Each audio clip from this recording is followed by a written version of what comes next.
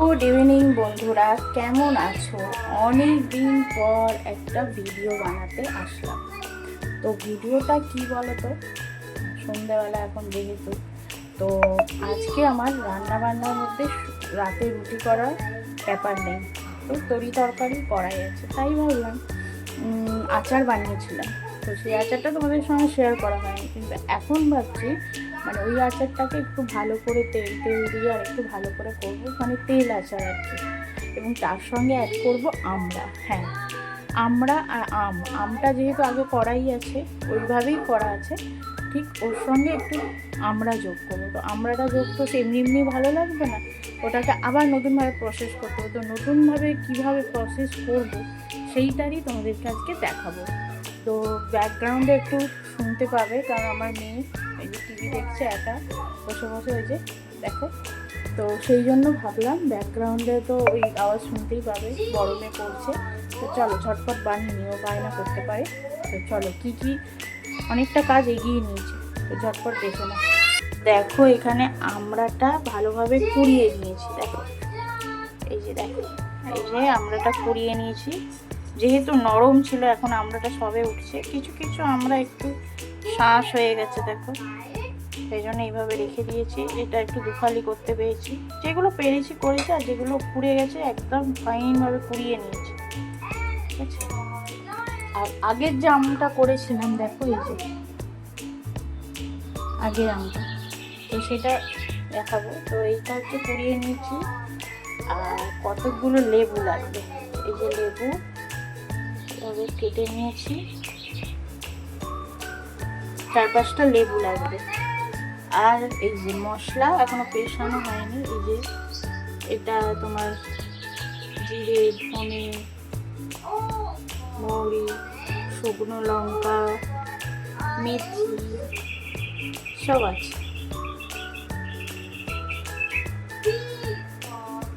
আর লাগবে হচ্ছে আদা রসুন পেস্ট রেখে দিয়েছি।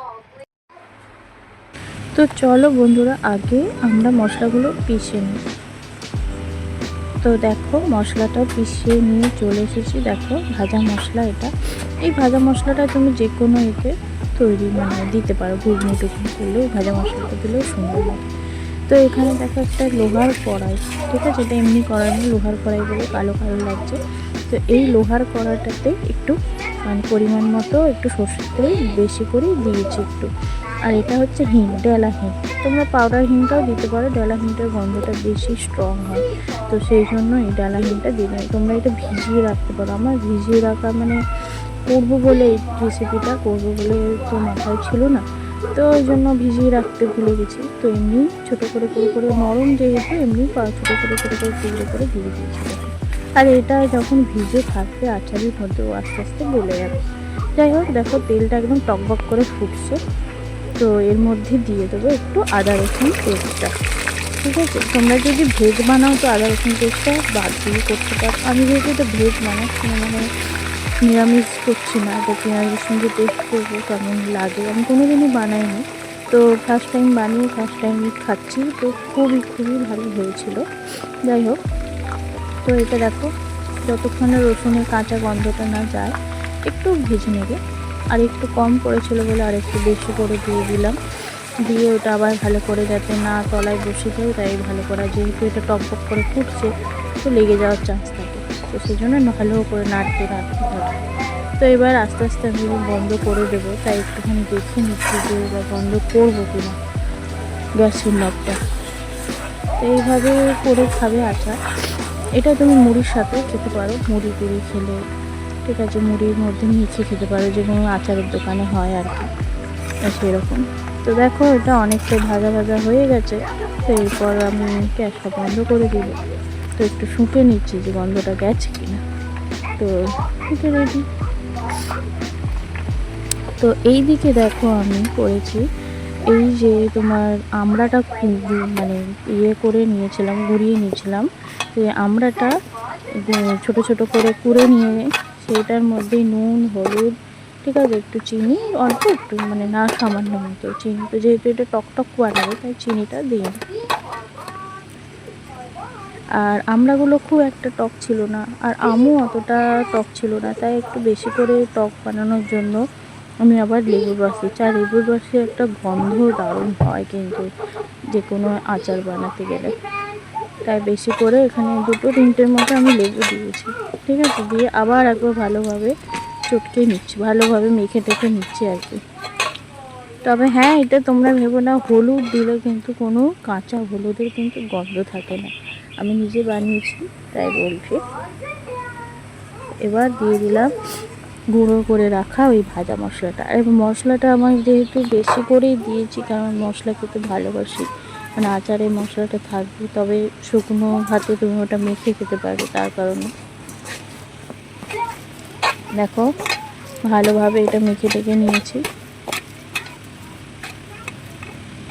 দেখো কালারটা দেখো, আমার তো এখনই মানে ভয়েস দিতে দিতে আমার এখনই জিভে জল চলে আসছে, কি বলবো বন্ধু তোমাদেরকে।